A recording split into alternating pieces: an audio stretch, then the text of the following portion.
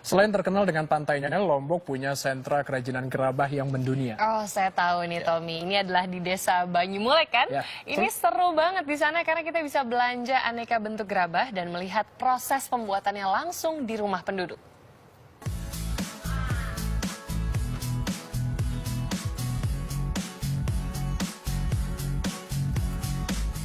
Selamat datang di Desa Banyumulek. Desa yang terletak di Kabupaten Lombok Barat, Nusa Tenggara Barat ini terletak di sebelah selatan kota Mataram. Inilah desa penghasil gerabah terbesar di Nusa Tenggara Barat.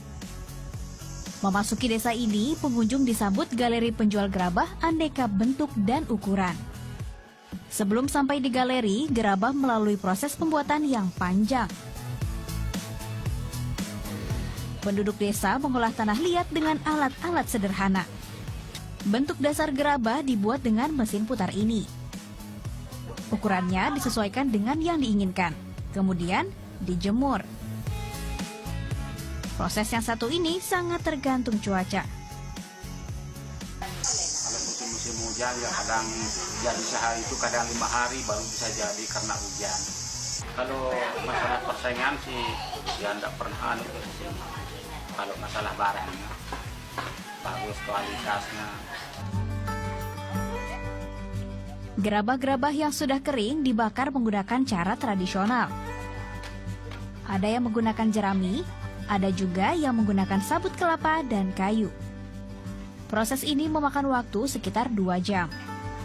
Kualitas gerabah produksi Banyumulek ini diminati konsumen dari dalam dan luar negeri. Harga yang ditawarkan bervariasi tergantung tingkat kerumitan pembuatannya.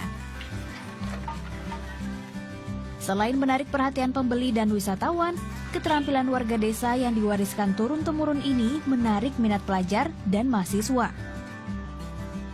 Anak-anak sekolah, anak-anak kuliah, ada yang ke sana di rumah, belajar dulu.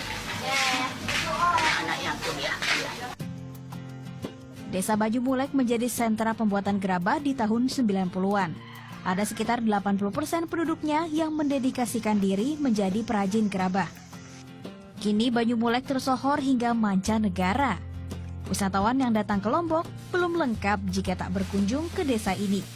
Melihat langsung bagaimana sebuah produk kerajinan unggulan dibuat dengan sepenuh hati.